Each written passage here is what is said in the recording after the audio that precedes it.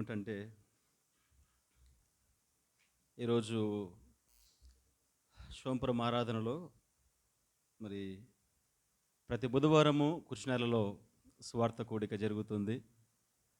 మరి అక్కడ సిరీస్ అనే ఒక అమ్మాయి గత బుధవారమే చెప్పింది. ఈరోజు కూడా మందిరంలో వచ్చి నేను తీర్మానం చేస్తాను, ప్రభువుని నమ్ముకుంటాను, మరి ఐజా సంఘంలో ప్రకటన చేయండి అని వాళ్ళు ప్రార్థన రిక్వెస్ట్ కోరుకున్నారు.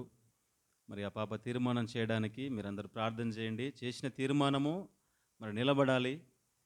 భర్త సానుకూలంగా ఉన్నాడు, మరి తల్లిగారే కొంచెము ఇబ్బంది పెడుతుంది. అయినా పాప చాలా ధైర్యంగా మాట్లాడుతుంది ప్రభు కోసం. కుచినెల్ల శిరీష ఆమె కోసము ప్రార్థన చేయమని సెలవిచ్చారు. మరి మహేష్ అన్న, శ్రీదేవమ్మ వాళ్ళందరూ కూడా ఒక్కొక్కరు దేవుని కోసము గట్టిగా నిలిచి అక్కడ దేవుని పని మరి జరుగునట్లు మీ ప్రార్థనలో జ్ఞాపకం చేసుకునండి. దేవునికి మహిమ కలుగును గాక. మరి ఈ సమయంలో దేవుని యొక్క మాటలు మనం చదువుకుందాం. కొరింథీలకు రాసినటువంటి మొదటి పత్రిక 13వ అధ్యాయము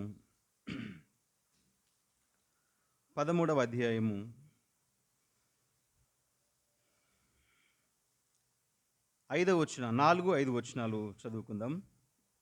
4-5 వచనాలు. ప్రేమ దీర్ఘకాలము సహించును, దయ చూపించును. ప్రేమ మత్సరపడదు, ప్రేమ డంబముగా ప్రవర్తింపదు, అది ఉప్పొంగదు, అమర్యాదగా నడవదు, స్వప్రయోజనమును విచారించుకున్నదు, త్వరగా కోపపడదు, అపకారమును మనసులో ఉంచుకొనదు. చాలండి, చిన్న మాట దేవుని సాయాన్ని కోరుకుందాం. పరలోకపు తండ్రి, నీ పరిశుద్ధమైన నామాన్ని బట్టి కృతజ్ఞతాస్తుతులు చెల్లిస్తున్నాం. ఇదిగో ప్రభువా, ఈ సమయమందు నీ పాదాల దగ్గరికి వస్తున్నాము. నీ వాక్యము చేత మమ్మల్ని దర్శించండి ప్రభువా. నీ వాక్యము చేత మీరు మాట్లాడండి. మా హృదయాలు ప్రభువా నువ్వు ఎరుగుదువు. పరలోకపు తండ్రి, నీ మాటలు మాకు ఏవైతే అవసరంగా ఉన్నాయో అవి బోధించండి. నీ పరిపూర్ణతలోనికి మేము కూడా ప్రభువా పూర్తిగా మార్పు చెంది నీలో మేము ఫలించినట్లు దయ చూపించమని ప్రార్థన చేస్తున్నాం తండ్రి. మేము నిలబడి ఉన్న మేము వట్టి పాత్ర, మమ్మను వాడుకొనండి. నేను ఒక బూర మాత్రమే, మీరు ఊదండి. నీ ఆత్మ స్వాధీనములో భద్రపరుచుకొని ఈ వాక్యాన్ని మాతో మాట్లాడుమని యేసుక్రీస్తు నామం పేరట ప్రార్థన చేసి అడిగి వేడుకొనుచున్నాము తండ్రి, ఆమేన్. నవీన్,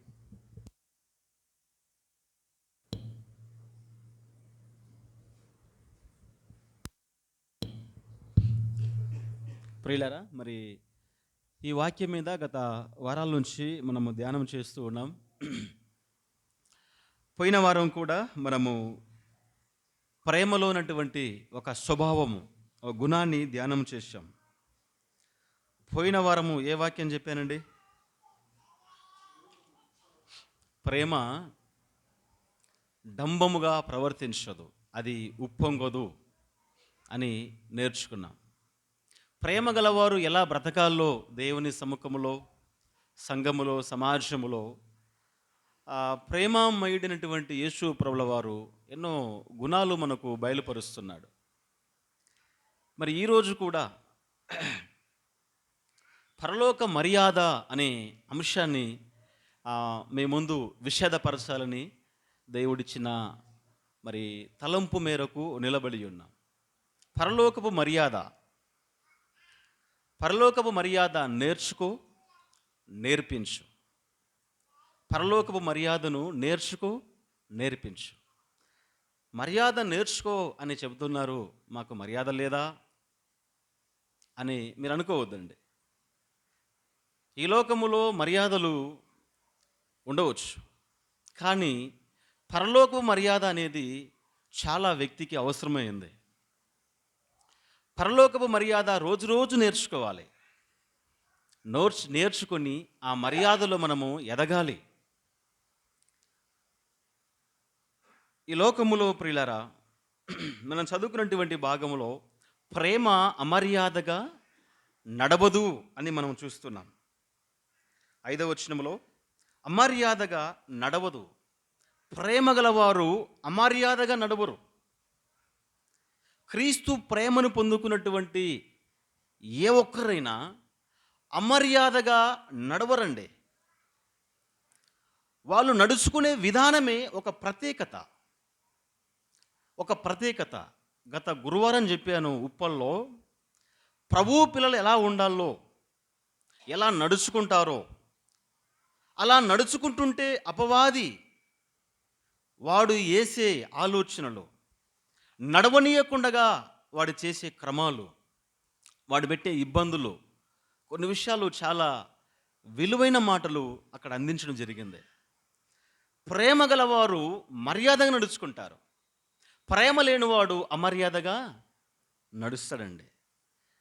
ఒక మాట సలహా ఇచ్చే విషయంలో నేను మాట్లాడాను, మీరు రెస్పాండ్ అయ్యే విషయంలో కూడా మీ వ్యక్తిత్వం ఏందో ఆ మాటల్లోనే మనం తెలుసుకుంటాం.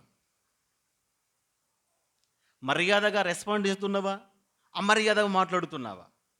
పలకరించినప్పుడు కానీ, మాట్లాడినప్పుడు కానీ, ఇంటికి వచ్చినప్పుడు కానీ అది పరలోకపు మర్యాద ప్రభు పిల్లల దగ్గర కనపడాలి అంటున్నాడు పౌలు. ప్రేమ అమర్యాదగా నడవదు. ఎట్లా నడుచుకుంటుంది అంటే మర్యాదగా నడుచుకుంటుంది, అమర్యాదగా నడవదు అన్నాడు. అమర్యాద నడవదు అన్నాడు. ప్రేమ అనేది ప్రియులారా ఆ స్వభావము నడుస్తూ ఉంది, అమర్యాదగా నడవకూడదు. సామెతల గ్రంథములో నడిచే కొన్ని పాపాలు ఉన్నాయి, నడిచే పాపాలు ఉన్నాయి. నడిచేది మనిషి అయినా, నడిచేది కాలు అయినా, నడిపించే పాప స్వభావం ద్వారా నడిపించబడతారు. సామెతల గ్రంథం 16వ అధ్యాయం 18వ వచనంలో నాశనమునకు ముందు గర్వము నడుస్తుంది. గర్వం ఏం చేస్తుంది? నడుస్తుంది. గర్వం ఎలా నడుస్తుంది అని అనుకోవచ్చు, ఆశ్చర్యపోవాల్సిన అవసరం లేదు. గర్వము నిన్ను నడిపిస్తుంది. నీ మాట తీరు కావచ్చు, నీ ప్రవర్తన కావచ్చు, నువ్వు అనుభవించే నీ జీవిత విధానము కావచ్చు, గర్వం అనేది నిన్ను నడిపిస్తుంది. మర్యాద అనేది కూడా ప్రియులరా, మర్యాద లేకపోతే అమర్యాద నిన్ను నడిపిస్తుంది. మరొక మాట 1 తిమోతి 5:24లో ఉంటుంది, కొందరి పాపాలు వారి ముందర నడుస్తున్నాయండి. అంటే పాపాలు కూడా మనిషిని నడిపిస్తాయండి. నడిచే పాపాలు ఉన్నాయి. కాబట్టి ప్రేమ గలవాడు అమర్యాదగా నడవడు, మర్యాదగా నడుచుకుంటాడు. ఈ లోకంలో 2 ప్రేమలు ఉన్నాయి. ఈ లోకంలో 2 మర్యాదలు ఉన్నాయి. 2 మర్యాదలు, పరలోక సంబంధమైన మర్యాద ఉంది, తర్వాత భూలోక సంబంధమైన మర్యాద ఉంది. చాలా విలువైన మాటలు ప్రియులారా దేవుడు మన దృష్టికి తీసుకొని వచ్చాడు. శ్రద్ధగా విందాం. పరలోక మర్యాద ఎలా ఉంటుంది, భూలోకపు మర్యాద ఎలా ఉంటుంది, మనిషి ఈ లోకములో ఎలా మర్యాదగా నడుచుకోవాలి. పౌలు మాట్లాడుతూ రోమీలకు రాసిన పత్రిక 12వ అధ్యాయము 1వ వచనంలో ఏమని గుర్తు చేస్తాడంటే, 2వ వచనంలో, రోమీలకు రాసిన పత్రిక 12వ అధ్యాయము 2వ వచనం, మీరు ఈ లోక మర్యాదను అనుసరింపక, ఏమన్నాడండి పౌలు? మీరు ఈ లోక మర్యాదను అనుసరించక. మరి ఏ మర్యాద అనుసరించాలి? ఈ లోక మర్యాదను మీరు అనుసరించకూడదు అంటే దేవుడు ఈ లోకములో పరలోక సంబంధమైన మర్యాద అనేది రూపించాడు, ఏర్పాటు చేశాడు. మీరు పరలోక సంబంధమైన మర్యాదను అనుసరించండి అని చెప్పడం దీని వెనకాల భావం. మీరు ఈ లోక మర్యాదను అనుసరించవాకండి. మరి ఏ లోక మర్యాద అనుసరించాలి? పరలోక మర్యాదను అనుసరించాలి. ఈ లోక మర్యాద ఏమిటి? ఈ లోకములో ఎన్నో మర్యాదలు ఉన్నాయి, లోక సంబంధమైనవి. ఆ మర్యాదలు మనం పాటించకూడదండి. ఎవరు పాటించకూడదు అంటే క్రీస్తు యేసు రక్తములో కడగబడినటువంటి ప్రతి ఒక్కరూ ఈ లోకము నుంచి వేరైన వారు. ప్రత్యేకించబడ్డవారు. వారు అనుసరించే మర్యాద పరలోక సంబంధమైనది. ఈ లోక మర్యాదను మీరు అనుసరించవద్దండి అని పౌలు అన్నాడంటే, పూర్వకాలములో ఒక లోతు కుమార్తెలు దేని అనుసరించారంటే, ఆదికాండం 19వ అధ్యాయం 31వ వచనంలో ఏమని రాయబడి ఉందంటే, అక్కడ వారు తీసుకున్న నిర్ణయం ఎలాంటిదంటే లోక మర్యాదను తీసుకున్నారు. చాలా భయంకరమైనటువంటి లోక మర్యాద అది. అప్పటికి లోకం ఎలా ఉందంటే బహు భయంకరమైన వ్యభిచారము, కామముతో, విగ్రహారాధనతో నిండిపోయింది. ముఖ్యంగా కామం, వ్యభిచారముతో నిండిపోయింది. వారు పలికిన మాట ఒక్కసారి చదువుదాము. 19వ అధ్యాయం ఆదికాండం 31వ వచనంలో, అట్లుండగా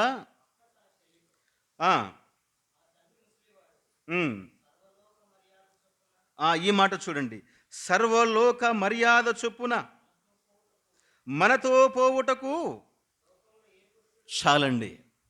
సర్వలోక మర్యాద చొప్పున మనకు పెళ్ళిడు వచ్చింది, పెళ్లి చేసుకోవడానికి ఎవరు లేరు. అయితే ఇప్పుడు దేని అనుసరించాలంటే పరలోకపు మర్యాదను వాళ్ళు మర్చిపోయి వారు అనుసరిస్తున్నటువంటి తీరు ఏమిటంటే లోక మర్యాదను చూస్తున్నారు. లోక మర్యాదను అనుసరించి తప్పు చేశారండి. తప్పు చేయటం ద్వారా ఈ రోజుకైంది ప్రియులారా, లోతు ద్వారా ఏర్పరచబడ్డ అమోలీలు, తర్వాత మోయాబీలు శత్రులుగా మిగిలిపోయారు. లోక మర్యాదను అనుసరించడం చేత పాపం అనేది ప్రియులారా ఏలుబడి చేస్తూ వచ్చింది. లోక మర్యాదను చూడవద్దు నువ్వు, పరలోక మర్యాదను మనం అనుసరించాలి. ఈ లోక మర్యాద వారు అనుసరించారు, వారి జీవితాలు పతనమైపోయాయి. దేవుడు వారి పట్ల తీసుకున్న నిర్ణయాలు చాలా కఠినంగా ఉన్నాయి. అది మన అంశం కాదు, కానీ దాటిపోదాం. లోక మర్యాదను అనుసరించొద్దు. ప్రజలు ఏం చేశారంటే రాజుల కాలంలో 1వ సామ్యుయేలు గ్రంథం 8వ అధ్యాయం 5వ వచనంలో న్యాయాధిపతుల కాలంలో వారు తీసుకున్న ఒక నిర్ణయాన్ని మనం చూద్దాం. సమూయేలు రాసినటువంటి మొదటి గ్రంథం 8వ అధ్యాయం 5వ వచనంలో, చిత్తగించుము, నీవు వృద్ధుడవు, నీ కుమారులు నీ ప్రవర్తన వంటి ప్రవర్తన గలవారు కారు గనుక సకల జనుల మర్యాద చొప్పున మాకు ఒక రాజుని నియమించుము. ప్రజలు కోరుకుంటున్నారు. ఏ మర్యాద చొప్పున వీళ్ళు కోరుకుంటున్నారు? సకల జనుల మర్యాద, లోక మర్యాద. లోతు కుమార్తెలు లోక మర్యాదను అనుసరించి పాపములో పడిపోయారు. ఇశ్రాయేలులు కూడా ఇక్కడ ఏమి కోరుకుంటున్నారంటే ఏలీతో, అయ్యా నువ్వు ముసలివాడైపోయావు, మాకు ఒక న్యాయాధిపతి నియమించనలేదండి. వీళ్ళు ఏం కోరుకున్నారు? లోకములో రాజులు ఉన్నారు, రాజ్యాలు ఉన్నాయి, మాకు కూడా ఒక రాజును నియమించు. వీరు కోరుకున్న ప్రకారమే ఆ రోజు ఎవరు వచ్చారు రాజుగా? సౌలు వచ్చాడు. 9వ అధ్యాయంలో సౌలు వచ్చాడు, కానీ ఎంతకాలం ఉన్నాడు? రాజరిక వ్యవస్థ సరిగ్గా పరిపాలించాడా? లోక మర్యాద ప్రకారంగా వాళ్ళు కోరుకున్నారు. ఆ రాజు దీవెన నొందలేదండి, ఆశీర్వాదకరంగా పరిపాలించలేకపోయాడు. కాబట్టి లోక మర్యాదను వారు కోరుకున్నారు, కోరుకున్నట్టే వాళ్ళ కష్టాల గుండా వెళ్ళిపోయారు. ఇలాగూ లోక మర్యాదలవే, ఇంకా చాలా ఉన్నాయి లోక మర్యాదలు. ఈ లోక మర్యాద అనగా పరలోక మర్యాద మనం మరిచిపోయి ఈ లోక మర్యాదను మనం పాటిస్తే ఏం జరుగుతుంది? ప్రేమ అమర్యాదగా నడవదు. అమర్యాద అంటే లోక మర్యాద. పరలోకపు మర్యాదను మర్చిపోవటయే అమర్యాద. ఇక్కడ మనం ఆలోచన చేస్తున్నప్పుడు ప్రియులారా, మనమందరము కూడా ఇహలోక మర్యాదను అనుసరించక అని పౌలు చెప్తున్నాడు. అనుసరించిన ఇశ్రాయేలు కోరుకున్నారు లోక మర్యాదను, లోతు కుమార్తెలు కోరుకున్నారు లోక మర్యాదను, నష్టపోయారు. మీరలాగు కాదు. లోక మర్యాద అనుసరిస్తే ఏం జరుగుతుందో కొన్ని శ్రేష్టమైన విషయాలు మనం చదువుకుందాం. రాజులు రాసినటువంటి రెండవ గ్రంథం 17వ అధ్యాయము 26, 27 వచనాలు. ఆ, ఆ, ఆ, మా బైబిల్ ఉన్నవారు అందరు తీసి చూడండి అన్న మరొకసారి చదవన్నా.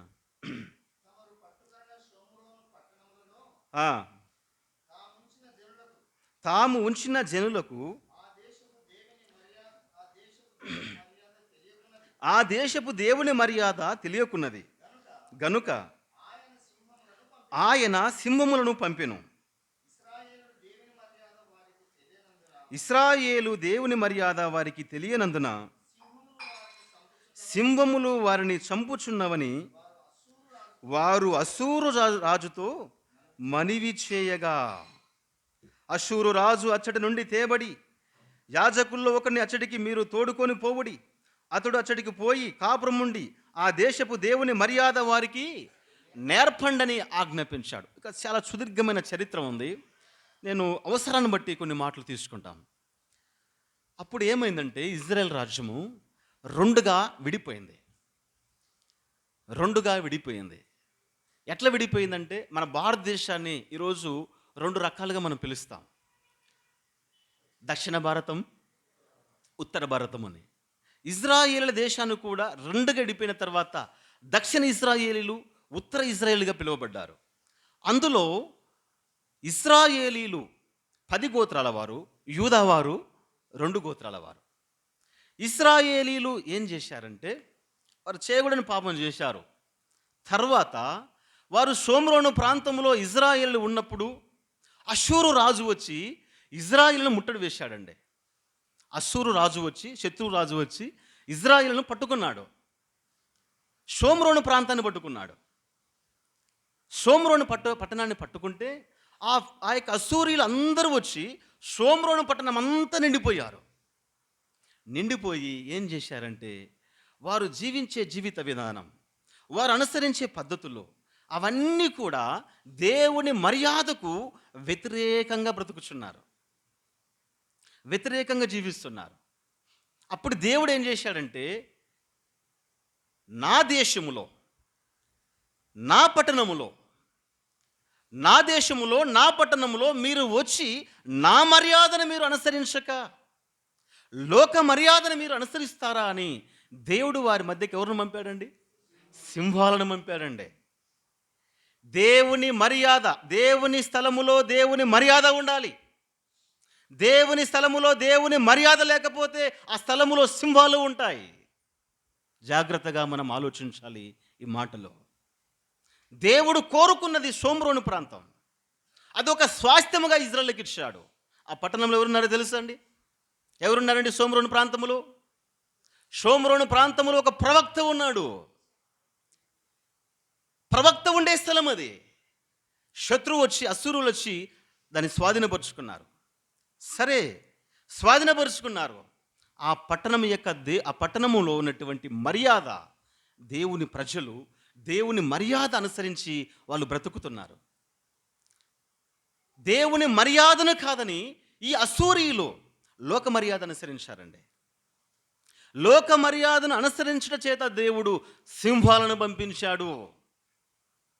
ప్రియ సోదరి సోదరులారా, ఈ మధ్యాహ్న కాలమందు దేవుడు తన రక్తం ఇచ్చి సంపాదించిన ఈ సంఘములో ఎవరి మర్యాద నడవాలి? దేవుడు ఏర్పాటు చేసిన షోమ్రోను ప్రాంతంలో దేవుని యొక్క మర్యాద జరుగుతుంది, మర్యాదగా బ్రతుకుతున్నారు. అలాంటి ప్రాంతములో అన్నిలొచ్చి, అశ్షూరీయులు వచ్చి స్వాధీనపరుచుకొని దేవుని మర్యాద గుర్తి తెలక ఇష్టానుసారంగా బ్రతుకుతుంటే దేవుడి సింహాలను పంపించి వారిని నాశనం చేయడానికి అప్పగించాడే. తన రక్తం ఇచ్చి సంపాదించిన ఈ సంఘములో, క్రైస్తవ సంఘాలలో ఎవరి మర్యాద నడుస్తుంది? ఆలోచించు. లోక మర్యాద తీసుకొచ్చి సంఘాల్లో పెడుతున్నారా? సింహాల పాలైపోతావు. ఎవడా సింహము? 1 పేతురు పత్రిక 5వ అధ్యాయం 8వ వచనంలో వాడు గర్జించు సింహము వలె ఉన్నాడు. దేవుని మర్యాద సంఘాలు లేకపోతే సింహం పరిపాలిస్తుంది. దేవుని మర్యాద ఉన్న సంఘాలలో యూదాగోత్రపు సింహం పరిపాలిస్తాడు. ప్రియ సోదరులారా, మనం అనుసరించే పద్ధతులు, మనం పాటించే నియమాలు, మన భక్తి జీవితం, సంఘ క్రమాలు ఎలా ఉన్నాయి? లోకాన్ని ఏ ఒక్కనాడు పోల్చుకోవద్దు. లోకాన్ని ఏ ఒక్కనాడు పోల్చుకోవద్దు. అస్సూరీలు వచ్చి సోమ్రోను ప్రాంతంలో లోక మర్యాద ఏం చేస్తున్నారు? లోక మర్యాద విగ్రహారాధన చేస్తున్నారు. దైవం కాని దాన్ని దైవమని పూజిస్తున్నారు. దేవుని కోపం రగులు పొంది సింహాన్ని పంపిస్తున్నాడు. లోక మర్యాద ఏమిటి? లోకములో ప్రియులారా ముహూర్తాలు చూస్తారు, లోకములో పంచాంగాలు చూస్తారు, లోక మర్యాద వాస్తు చూస్తుంది. లోక మర్యాద మీకు తెలుసు ఏవేవి లోక మర్యాదలో? అవన్నీ కూడా దేవుడు సంపాదించినటువంటి సంఘములో, వారి కుటుంబాలలో లోక మర్యాద పాటించకూడదు.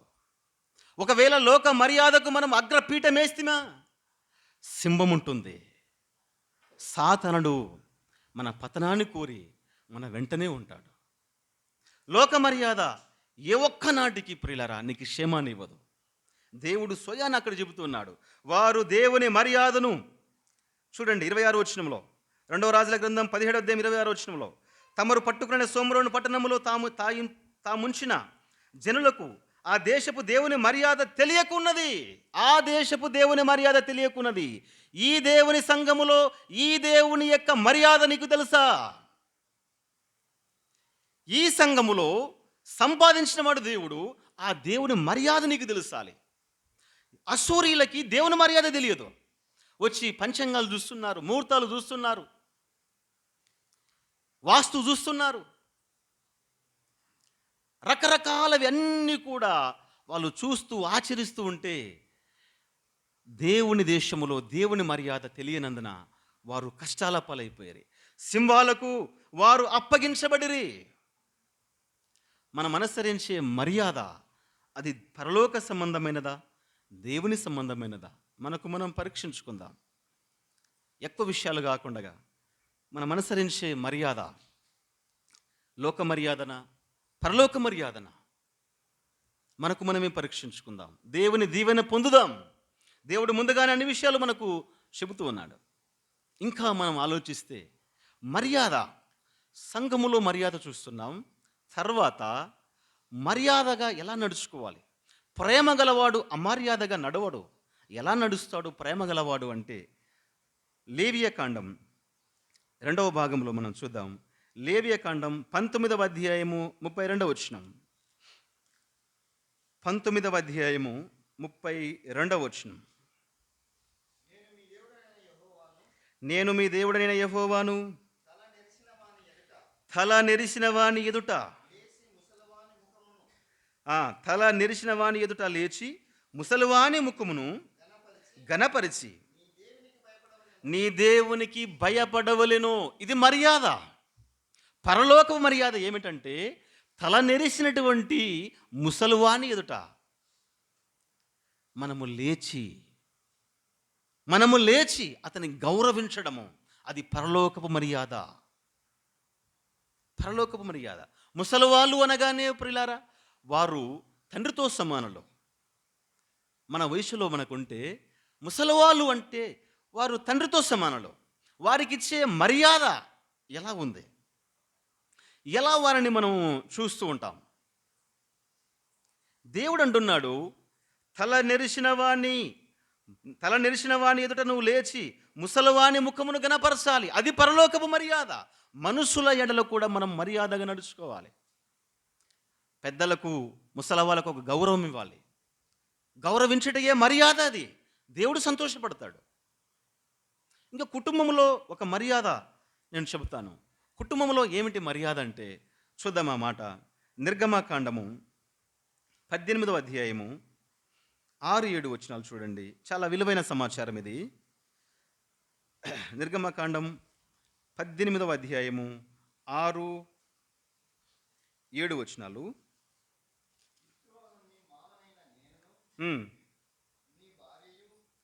నీ భార్యయు ఆమెతో కూడా ఆమె ఇద్దరు కుమారులను నీ వద్దకు వచ్చి ఉన్నామని మోషేకు వర్తమానం పంపగా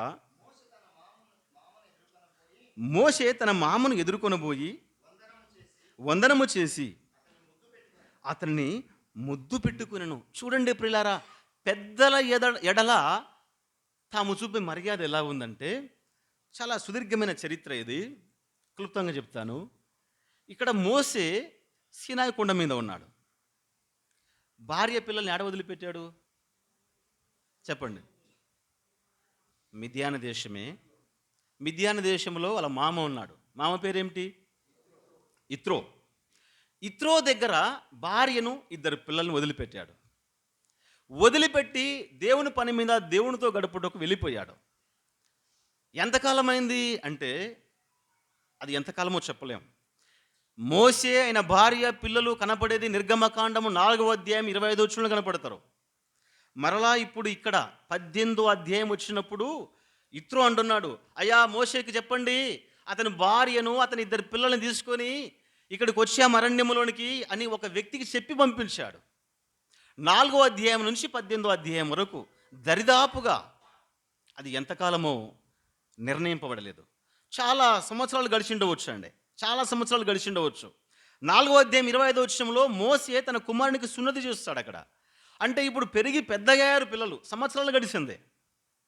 భార్య పిల్లలు లేకుండా ఒంటరిగా సంవత్సరాలు గడిపాడు మోసే. ఇక్కడ తన భార్య పిల్లల్ని తండ్రి దగ్గర వదిలిపెట్టి, ఇక్కడ మర్యాద గురించి నేను చెబుతున్నాను ప్రియులారా. ఇక్కడ ఇత్రో అనే వ్యక్తి ఏం చేశాడంటే, నా అల్లుడు ఇంతకాలమైంది భార్యని పిల్లల్ని నా దగ్గర వదిలిపెట్టి వాడు అక్కడ ఏం చేస్తున్నాడు, నా బిడ్డను చేసుకుంది సాగడానిక నా దగ్గర వదిలిపెట్టడానిక? పిల్లలు పుట్టించుకున్నాడు కానీ తీసుకొని పోయి సాకాలి కదా. భార్య పిల్లలంటే ఏం భారం లేదా? ఎంతకాలం అయింది అని విసుక్కున్నవాడు కాదు ఇత్రో. రే ఎంతకాలం అయిందిరా నీ భార్య పిల్లలను తొలుకొని పోదురా అని కబురు పంపించిన వాడు కాదు ఇత్రో. అది మర్యాద. తర్వాత ప్రియ సోదరులారా, ఈ మోషే కూడా ఉన్నాడు కదా. ఈ మోషే, నా భార్య పిల్లలు మరి మామ దగ్గర ఇంటి దగ్గర వదిలిపెట్టాను, చాలా సంవత్సరాలు అయిపోయింది, మామ నువ్వు నాకు పంపించు, ఎంతకాలం నువ్వు నీ బిడ్డని ఇంటికాడ పెట్టుకుంటావు అని వాదించలేదు, కబురు పంపలేదు. ఈరోజు కనుక ఈ మర్యాద మనం చూస్తే ప్రియ సోదరులారా, పెళ్ళైన తర్వాత అమ్మాయిని తండ్రి ఇంటికి తీసుకుపోతే ఎవరు తొలక రావాలి? తండ్రి తొలకపోయాడు అనుకోండి, ఏమంటాము?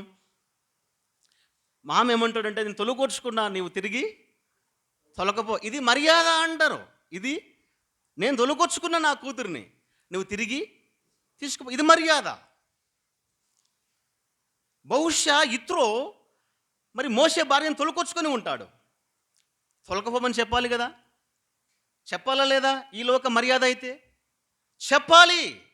కానీ దైవ మర్యాద, పరలోక మర్యాదను గుర్తెరిగినటువంటి ఇత్రో, నా అల్లుడు దేవునితో దేవుని ప్రజల చేత సేవలో ఉన్నాడు, అతని దగ్గరికి నేనే వెళుతాను అని ప్రియులారా మోషే భార్యను ఇద్దరు పిల్లల్ని తీసుకొని పోతే, అక్కడికి వచ్చిన తర్వాత మోషే ఎదుర్కొని ఇత్రోని మామ మెడ మీద పడి మామను ముద్దు పెట్టుకొనేను. ఎంత మర్యాద ఇది! ఈ మర్యాదలు ఏమైనా సమాజంలో ఉన్నాయా? ఇది పరలోకపు మర్యాద. ఈరోజు పిల్లల లోకంలో చూస్తాము, మన మర్యాదలు చూస్తే ఈ తొలకపోయేది తొలకొచ్చేదే చాలా రంకులండి. నేను తొలకొచ్చుకున్నా నువ్వు తొలకపో, నేను తొలకొచ్చుకున్నా నువ్వు తొలకపో. తండ్రిగా నేను తొలకొచ్చుకున్నాను, నీకు భారం లేదా, నువ్వు చేసుకోలేవా, నీకు పుట్టలేరా పిల్లలు? ఇలాంటి సన్నివేశంలో పిల్లల చాలా కుటుంబాలు విడాకుల వరకు వచ్చాయి. ఎందుకు అంటే వారు అనుసరించేది లోక మర్యాద. అదే పరలోకపు మర్యాద అనుసరిస్తే తండ్రి అనేవాడే తెచ్చి అల్లునికి అప్పగిస్తాడు. లేదా అల్లుడే గనక పరలోక మర్యాద అనుసరిస్తే పోయి తీసుకొని వచ్చుకుంటాడు. ఆ మర్యాదను చూసినటువంటి ఈ మోషే, అది ఎంత మంచి మాట! 7వ వచనం చూడండి, 18వ అధ్యాయం 7వ వచనంలో, మోషే తన మామను ఎదుర్కొనబోయి వందనము చేసి. ఎదుర్కొని పోయి వందనం చేసి అతన్ని ముద్దు పెట్టుకొనెను. ఎంత మంచి మాట! మామను ఎవరైనా ముద్దు పెట్టుకుంటారా? ఎంత ప్రేమ ఉంటుంది! సొంత కనుక్కున్న తండ్రిని కూడా ముద్దు పెట్టుకోరండి. ఇది దైవ మర్యాద, ఇది పరలోకపు మర్యాద. ప్రియులారా, ఈ విషయాల్లో మనము కూడా చాలా జాగ్రత్తగా నిర్ణయాలు తీసుకోవాలి. కుటుంబాలుగా ఉన్నాము కాబట్టి మన ఇంట్లో మన ఆడపిల్ల డెలివరీ అయితే ఈ లోక మర్యాద అనుసరించవద్దండి. ప్రెగ్నెంట్ అయితే 3 నెలలకు దొరికొచ్చుకోవాలి, ప్రెగ్నెంట్ అయితే 5 నెలలకు దొరికొచ్చుకోవాలి, 7 నెలలకు 7 నెలలకు దొరకపోకూడదు, 6 నెలలకు దొరకపోకూడదు. ఇవంతా లోక మర్యాదలు. వీటిని సంపూర్తిగా వదిలిపెట్టాలి. డెలివరీ అయిన తర్వాత కూడా అవసరాన్ని బట్టి వాడుకుందాం. లోక మర్యాద 3 నెలలు దొరకపోవాలి, లేదంటే 5 నెలలు దొరకపోవాలి, 4లో వద్దు, 6లో, 6 నెలలు వద్దు. ఎవరు నేర్పారు ఇవి? ఇదంతా లోక మర్యాద. ప్రేమ గలవాడు అమర్యాదగా నడవడు. దైవనీతి నేర్పుతుంది. ప్రియులారా, ఏ సమయమైనా సరే మన ఆడబిడ్డలను మనం ఇచ్చుకున్నా తెచ్చుకున్నా దైవనీతి మనం పాటించాలి. అందులో దైవ మర్యాదను మనం పాటించాలి. ఇక్కడ మామల్లుళ్ళు వారి ముచ్చట చూస్తుంటే వర్ణించలేని అద్భుతమైన సన్నివేశం. విస్తరించి చెప్పలేని దాటిపోదాం. అయితే ప్రియులారా, ఇక్కడ మర్యాద అనేది మనం చూస్తున్నాం. సరే, కుటుంబంలో కూడా ఒక సన్నివేశం గుర్తు చేస్తాను. దావీదుకి ఎంతమంది పిల్లలు? దావీదుకి కుమారులు ఎంతమంది అండి? దావీదు కొడుకులు ఎంతమంది?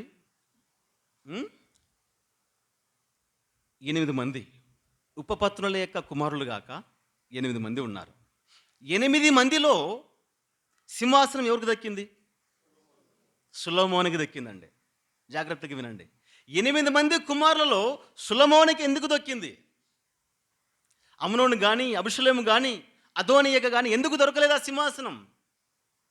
సొలొమోనుకే ఎందుకు ఆ సింహాసనం దొరికిందంటే అద్భుతమైన మాట.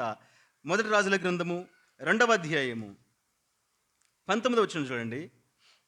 రాజులు రాసినటువంటి 1 గ్రంథం 2వ అధ్యాయము 19వ వచనం.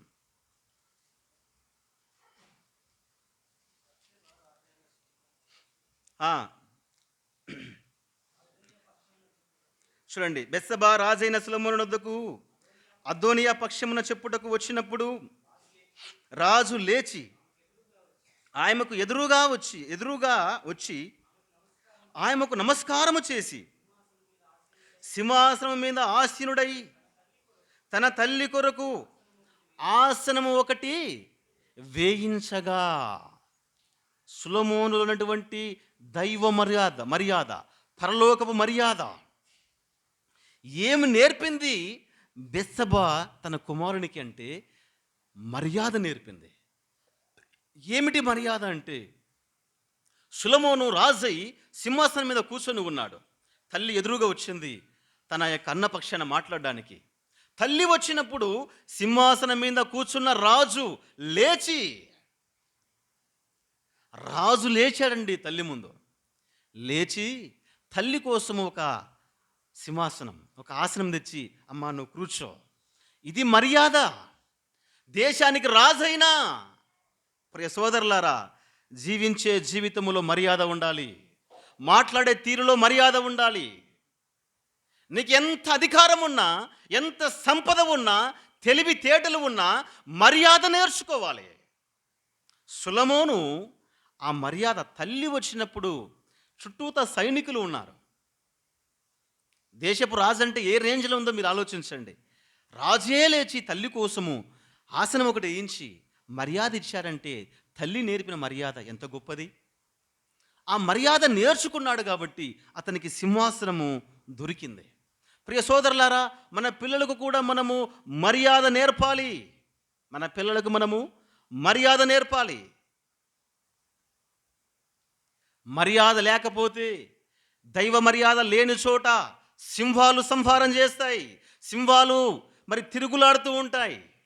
మన పిల్లలకు మనము ఆస్తులు సంపాదించే తప్పు లేదు, విద్య నేర్పించు తప్పు లేదు, పరలోకపు మర్యాదను నేర్పించాలి. పరలోకపు మర్యాదను నేర్పించాలి. ఒక మహాత్మా గాంధీ ఇలా అన్నాడు. మర్యాదను ఏమన్నారంటే సంస్కారము లేని చదువు వాసన లేని పువ్వు వంటిది అన్నాడు. మహాత్మా గాంధీజీ మాట్లాడిన మాట. సంస్కారం లేని చదువు వాసన లేని పువ్వు వంటిది. ఏం చదివించిన మర్యాద పిల్లలు నేర్పకపోతే వ్యర్థం. అందరికి పిల్లలు ఉన్నారు. మన బాధ్యత ఈలోక మర్యాద కాదు పిల్లలకి నేర్పాల్సిందే, పరలోకపు మర్యాదను మనము నేర్పాలి. ఒక ఉన్నతమైన స్థితికి వెళ్ళినప్పుడు ఆ కుమారులు ఎలా బ్రతకాలి, ఇంటి ముందుకు సేవకులు వచ్చినప్పుడు, ఇంటి ముందరికి పెద్దలు వచ్చినప్పుడు, వయసులో పెద్దవారు వచ్చినప్పుడు ఆ పిల్లలు నేర్చుకోవలసిన మర్యాద, ఎలా గౌరవించాలి, ఎలా ప్రేమించాలి, అది నేర్పాలి ప్రియులారా, అది నేర్పాలి. బెత్షెబా తన కుమారునికి నేర్పిన మర్యాద అది. ఒక తల్లిగా ఒక తండ్రిగా ఇక్కడ కూర్చున్నాం. మన పిల్లలు మన ద్వారా లేదా మన పిల్లల ద్వారా మనం దుఃఖపడకూడదండి. ఆ పిల్లలకు మర్యాదలు నేర్పకపోతే, నీతి విలువలు నేర్పకపోతే, చదువు సంస్కారం నేర్పకపోతే మనమే బాధపడతాం. ఒక దీనా ఉంది. దీనా ద్వారా యాకోబు దుఃఖాక్రాంతుడైపోయాడు. కాలేదా? ఆదికాండం 34వ చదువుకునండి. ఒక దీనా ద్వారా తండ్రి దుఃఖాక్రాంతుడైపోయాడు. తప్పిపోయిన కుమారుని ద్వారా తన తండ్రి దుఃఖాక్రాంతుడైపోయాడు. లూకా సువార్తలో 15వ అధ్యాయంలో. మన పిల్లలకు మనము ఆ పిల్లలకు నేర్పవలసినటువంటి మర్యాదలు నేర్పకపోతే మనమే దుఃఖపడతాం. ఒక అబ్రహాం తన కుమారుడు ఇస్సాకుకి నేర్పిన మర్యాద ఒకసారి చూడు. ఒక యెఫ్తా తన కుమార్తెకి నేర్పిన మర్యాద చూడు. ఆ తండ్రులు గౌరవంగా వాళ్ళు అతిశయించదగ్గ మర్యాద వాళ్ళు నేర్చుకున్నారు. కాబట్టి ఈ సమయంలో ప్రియ సోదరులారా, మనము మన పిల్లలకు బెత్షెబాలాగా పిల్లలకు మర్యాద నేర్పాలి, పరలోక మర్యాద నేర్పాలి. తర్వాత భార్య భర్తల మధ్య కూడా మర్యాదలు ఉండాలి. అదొక మాట నేను చదువుతాను. ప్రేమ అమర్యాదగా నడవదు అన్నాడు. మర్యాదగా ఎలా నడుచుకోవాలి? సంఘములోనైనా సమాజంలోనైనా. 2 విషయాలు మనం చూసాం. ఇంకోటి భార్య భర్తల మధ్య ఉన్నటువంటి ఒక మర్యాద చూద్దాం. ఎస్తేరు గ్రంథం 5వ అధ్యాయము 7-8 వచనాలు. ఎస్తేరు గ్రంథం 5వ అధ్యాయము 7-8 వచనాలు.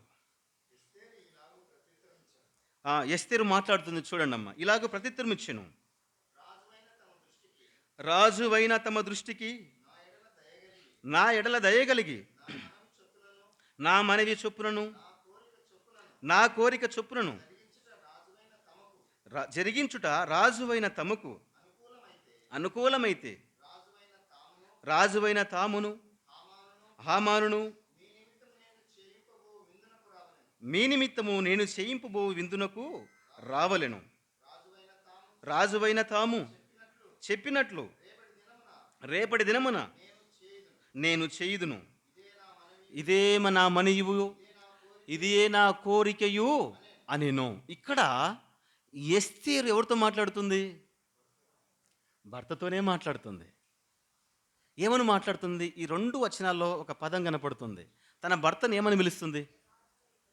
రాజువైనా కాదు, రాజువైనా తమరు, రాజువైనా తమరు, రాజువైన తమ దృష్టికి నా కోరిక ఉంది. ఒక భర్తతో ఒక భార్య తన కోరికను నెరవేర్చుకునే విషయం ఇది. తన భర్తను పట్టుకొని ఏమంటుందంటే, రాజువైన తమరు నీ దృష్టికి అనుకూలమైతే నా కోరికను నెరవేర్చు. ఎంత మంచి మాట. ఈరోజు భార్యలు, సమాజంలో స్త్రీలు ఉన్నారు. తమ భర్తలతో తమ కోరికలు ఇలాగ నెరవేర్చుకుంటారా? అసాధ్యమండి. భర్తవైన తమరు నా కోరిక ఇది, నీ దృష్టికి అనుకూలమైతే ఇప్పించగలవా? ఎక్కడ మాట్లాడతామండి? నా ఇష్టం ఇది, నువ్వు ఇస్తావా ఇవ్వవా, తెస్తావా తేవా, తేకపోతే 2 రోజులు 2 రోజులు ఇంక అలుకు లేదు పలుకు లేదు, అలుగుడం, ఇవన్నీ జరుగుతూ ఉంటాయి. చిన్న చిన్న విషయాలే. కానీ ఒక భార్య భర్తలు పిల్లరా మేమైనా సరే ఇంపార్టెంట్గా మా జీవితం గురించి మేము మాట్లాడుకోవాలి. మేము ఇలా అనుసరించాలి, ఇలా పాటించాలి. ఇది దైవ మర్యాద. తన కోరిక ఏమిటంటే ఎస్తేరు విందు చేసింది. ఆ విందుకు హామాను రావాలి, రాజు రావాలి. మీరు రావాలయ్యా ఆ విందుకు, ఇది నా కోరిక. తన కోరిక నెరవేర్చడం కోసము పదే రాజువైన తమరు మీరు నీ దృష్టికి అనుకూలమైతే రండి, అది చేయుదునా. ఎంత మంచి మర్యాద! ప్రియ సోదరులారా, ఇలాంటి మర్యాదను మనము పాటించాలి. భార్య భర్తలముగా నా ఇష్టము నేను నెరవేర్చుకుంటా అని భర్త పైన తిరుగుబాటు చేయకూడదు. అలా అని మమ్మల్ని అంతగా గౌరవిస్తే వాళ్ళు ఇంకా పైకెక్కిపోతారు అని పురుషులు కూడా పైకెక్కవలసిన అవసరం లేదు. స్త్రీలు తమ దేహములో సగ భాగం చిన్న చూపు చూడవలసిన అవసరం లేదు. అనుకూలతను బట్టి వారు మర్యాదగా నడుచుకోవాలి. అది పరలోకపు మర్యాద. ప్రియ సోదరులారా, ఈ విధంగా మన కుటుంబాలు ప్రేమ అమర్యాదగా నడవదు, అమర్యాదగా మాట్లాడకూడదు, అమర్యాదగా రిప్లై ఇవ్వకూడదు. భర్తకు కానీ, భార్య భర్తకు, భర్త భార్యకు, పిల్లలకు తల్లిదండ్రులు పిల్లలకు ఒక మర్యాదపూర్వకంగా మాట్లాడుకుంటూ ఉండాలి. ఎందుకంటే దానికి పూర్తి నిర్వచనమే ప్రేమ. ప్రేమ ఉంటే మర్యాదగా నడుచుకుంటారు. ఇంకా కొన్ని విషయాలు చూద్దాం. సంఘములో ఎలా ఉండాలి అంటే 1 పేతురు పత్రిక 2వ అధ్యాయము 17వ వచనం. 1 పేతురు పత్రిక 2వ అధ్యాయము 17వ వచనం, 17-18 వచనాల్లో కొన్ని విషయాలు రాయబడి ఉన్నాయి.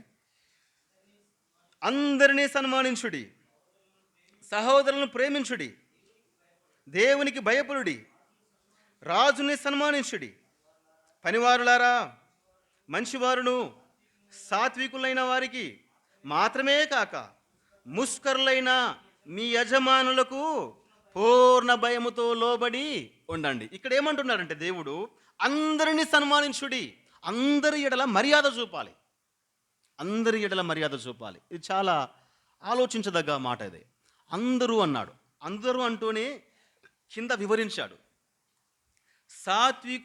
సాత్వికులైన వారికి మాత్రమే కాక, 28వ వచనంలో సాత్వికులైన వారికి మాత్రమే కాక. నువ్వు మర్యాద ఇచ్చేది, నువ్వు అవతల వ్యక్తి సాత్వికంగా ఉంటే నీవు కూడా అతనికి మర్యాద ఇవ్వవలసిన అవసరం లేదు. వారికి మాత్రమే కాదు, దీనులకు, సాత్వికులకు, అదే క్రమంలో పగవారికి, దుష్టులు, ముష్కరులకు కూడా నువ్వు మర్యాద ఇవ్వాలి.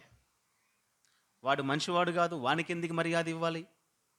ఇది ఉండకూడదండి, ఇది ఉండకూడదు. అందరిని సన్మానించాలి, అందరికీ మర్యాద ఇవ్వాలి. జ్ఞానం గలవాడు వచ్చినప్పుడు ఒక మర్యాద, చదువు ఉన్నవాడు వచ్చినప్పుడు ఒక మర్యాద, డబ్బున్నవాడు వచ్చినప్పుడు ఒక మర్యాద. ఎక్కడ ఇది దేవుడు ఒప్పుకోడు. ఏదో లోకంలో సామెత ఉంది, పీట వేస్తారంటే వాళ్ళకి, అది వద్దులే మనకి. అది ఇక్కడ చెల్లుబాటు కాదండి. అందరినీ సన్మానించాలి. జ్ఞానం ఉన్నవాడు, ఆస్తి ఉన్నవాడు, అంతస్తున్నవాడికి ఒక మర్యాద, బీదలు వచ్చినప్పుడు ఒక మర్యాద చూపడానికి దేవుడు ఒప్పుకోడు. ప్రేమ గలవాడు అమర్యాదగా నడవడు. అందరినీ సమానంగా ప్రేమించాలి, అందరినీ సన్మానించాలి. ఆ క్రమంలోనే చెబుతున్నాడు, ముష్కరులైన వారిని కూడా సన్మానించండి, వారు కూడా మర్యాద ఇవ్వండి. త్రాగుబోతు రావచ్చు, ఒక పాపిష్టుడు రావచ్చు, మర్యాద ఇవ్వండి. మన మర్యాద ఇచ్చే తనములో మన యొక్క మర్యాదను బట్టి అతని జీవితమే మారవచ్చు. అదే చెప్తాడండి. కాబట్టి ఈ విషయాన్ని మనం ఆలోచిస్తున్నప్పుడు ప్రియ సోదరులారా, అందరికీ మర్యాద ఇవ్వాలి, వర్గభేదం ఉండకూడదు. ప్రేమ అమర్యాదగా నడవదు. ప్రేమ గలవాడు ఎవరు వచ్చినా అందరికీ ఒకేలాగానే పలకరిస్తాడు, మాట్లాడతాడు, చూసుకుంటాడు. ఇంకో మాట చెప్తాను. తెస్సలోనికీయులకు రాసినటువంటి మొదటి పత్రిక 4వ అధ్యాయం 11వ వచనం. తెస్సలోనికీయులకు రాసినటువంటి పత్రిక 4వ అధ్యాయము 10-12 వచనాలు కలిసి ఉన్నాయి. అందులో ఒక భాగము నేను చదువుతాను, అవసరమున్న కాడికి తీసుకుందాం. అలాగనే మాషెదోనియ ఎందంతటా ఉన్న సహోదరులందరినీ మీరు ప్రేమించుచున్నారు. సహోదరులారా, మీరు ప్రేమ యందు మరి ఎక్కువగా అభివృద్ధి నొందుచుండవలననియు, సంఘమునకు వెలపటి వారి ఎడల మర్యాదగా నడుచుకోవాలి. మర్యాదగా నడుచుకోవాలి. ఎవరి ఎడల? సంఘమునకు వెలపల వారి ఎడల. సంఘములోనికి వచ్చిన వారే కాదండి, సంఘములో రానివారు ఉంటారు. వెలపల అంటే నమ్మని వారు కూడా, వారి ఎడల కూడా మనము మర్యాదగానే నడుచుకోవాలి. నమ్మినా నమ్మకపోయినా మనం ఇచ్చే మర్యాద, మన మాట తీరు, మన ప్రవర్తన అది పరలోకపు సంబంధమైన మర్యాద అయి ఉండాలి. అలాంటప్పుడే మనం అందరినీ కూడా దేవుని దగ్గరికి నడిపించిన వారం అవుతాం. ఎలా ఉంటుందంటే, దర్యావేషు దానియేలుని తీసుకొని పోయి సింహాల బోన్లు వేశాడు. దర్యావేషు దానియేలుని తీసుకుపోయి సింహాల బోన్లు వేశాడు. సింహాల బోన్లు వస్తే మళ్ళీ ఉదయం వచ్చి పలకరించాడు. దానియేలు క్షేమంగా ఉన్నావా అన్నాడు. దానియేలు ఏమన్నాడు అప్పుడు? రాజు చిరంజీవగునుగాక. ఇది పరలోకపు మర్యాద అండి. పలకరించే విధానంలో దానియేలు క్షేమంగా ఉన్నామంటే అతడు చేసిన పనికి క్షేమమేనా? ఆయన చనిపోవాలి. వచ్చి పలకరిస్తుంటే చూడండి ప్రియులారా, ఇతడు ఇచ్చిన మర్యాద. రాజు చిరంజీవగును, చిరకాలము జీవించుగాక నీవే. ఒక శత్రువు కానీ ప్రియులారా, ప్రాణం తీసేవాడు కానీ మనం ఇచ్చే మర్యాద అలాగుండాలి. ఇంకెలా నడుచుకోవాలో ఒక 2 మాటలు చెప్పి ముగిస్తాను. రాజులు రాసినటువంటి 2వ గ్రంథం 17వ అధ్యాయము 28వ వచనం. 17వ అధ్యాయము రాజులు రాసినటువంటి 2వ గ్రంథం 17వ అధ్యాయం 28వ వచనంలో, కాగా సోమ్రోల నుండి వారు పట్టుకొని వచ్చిన యాజకులలో ఒకడు వచ్చి బేతేలు ఊరిలో కాపురముండి యెహోవా యందు భయభక్తులుగా ఉండదగిన మర్యాదను వారికి బోధించెను. చూడండి ప్రియులారా, ఆ అసూరీలు వచ్చి సోమ్రోని పట్టణాన్ని స్వాధీనం చేసుకున్నారు. మర్యాద లేకుండగా, మర్యాద లేకుండగా, విచ్చలి విడిగా దేవుని మర్యాదను మరిచిపోయి లోక మర్యాద అనుసరిస్తుంటే బేతేలు ప్రాంతం నుంచి ఒక యాజకుడు వచ్చి వారికి ఏం నేర్పాడో తెలుసా? దేవుని మర్యాద నేర్పుతున్నాడు. అయ్యలారా, ఈ దేశము దేవుని దేశం, ఈ పట్టణము దేవుని పట్టణం. ఈ పట్టణములో మీరున్నారని మీ ఇష్టానుసారంగా బ్రతకవద్దండి. ఈ పట్టణంలో మీరున్నారని మీ ఇష్టానుసారంగా బ్రతకవాకండి. ఇది దేవుని పట్టణము. అయితే ఇక్కడ మీరు ఎలా బ్రతకాలంటే, యెహోవా యందు భయభక్తులుగా ఉండదగిన మర్యాద వారికి నేర్పించను. ఒక ప్రవక్త గారు నేర్పుతున్నారు అసూరీలకు. ప్రియ సోదరులారా, ఎంత గొప్ప సమాచారం ఇది. ఈ లోకాన్ని దేవుడే కలగజేశాడు. పంచభూతాలు దేవుడే ఇచ్చాడు. ఇదంతా కూడా దేవునిది. దేవుడిచ్చిన ఈ లోకములో పరలోకపు దేవుని మర్యాద అనుసరిస్తున్నామా? లోక మర్యాద అనుసరిస్తున్నామా? లోక మర్యాద అనుసరిస్తే ఒక యాజకుడు వచ్చి చెప్పినట్టు ఈరోజు దేవుని సేవకులు మనకు చెబుతూ ఉన్నారు. ఈ లోకములో ఉన్నది మనమైనా ఈ లోకములో ఎల్లకాలం ఉండం. ఇది దేవుని యొక్క లోకము. దేవుడే ఒకరోజు తీసేస్తాడు. అంతవరకు ఈ లోకములో ఎంతకాలం ఉంటావో అంతకాలము యెహోవా యందు భయభక్తులు కలిగి నువ్వు బ్రతకాలి. పరలోకము మర్యాద అనగా దేవుని యందు భయభక్తులు కలిగి బ్రతుకుట. చాలా విషయాలు ఉన్నాయి. అయితే ఒక యాజకుడు వచ్చి చెబుతున్నమాట, దేవుని మర్యాదను చెప్పిను అసూరీలకి. మనము కూడా ఈ లోకములో దేవుని మర్యాద చెప్పాలి. అన్య జనాంగానికి నేర్పించాలి. మనము నేర్చుకోవాలి, ఇతరులకు నేర్పించాలి. పరలోకపు మర్యాదను నేర్పించాలి. దేవుని యందు భయము, భక్తి, అదే మర్యాద. అందుకే అంటాడు పౌలు, మీరు ఈ లోక మర్యాదను అనుసరించకండి. ప్రేమ గలవాడు ప్రేమ అమర్యాదగా ఎన్నడూ కూడా నడవదు. మర్యాదగా నడుచుకుందాం. దేవునికి ఇష్టలుగా బ్రతుకుదాం. సంఘములోనైనా, సమాజంలోనైనా, కుటుంబంలోనైనా భక్తులు మనకు మాదిరిగా ఉంచిపోయారు. దైవ గ్రంథంలో ఎన్నో కుటుంబాలు.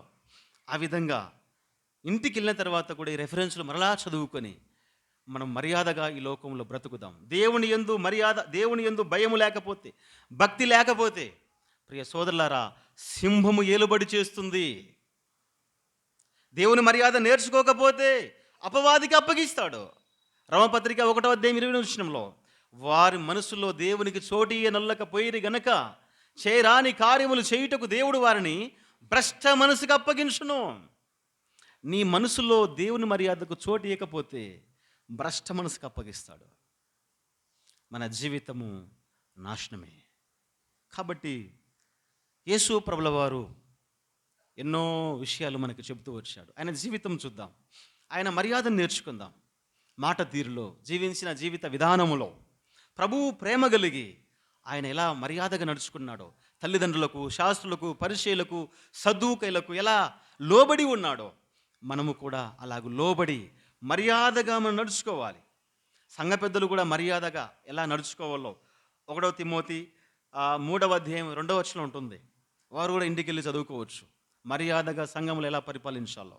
ఇవన్నీ కూడా దేవుడు మనకిచ్చినటువంటి నీతి విలువలో ఇలాగూ మనము జీవిస్తూ ప్రభువు యొక్క రాజ్యములో మనమందరము కూడా చేరుకోవాలని మరి ఈ మాటలు తెలియపరుస్తూ ముగిస్తున్నాను. దేవుడి మాటలు దీవించి ఆస్వాదించుగాక.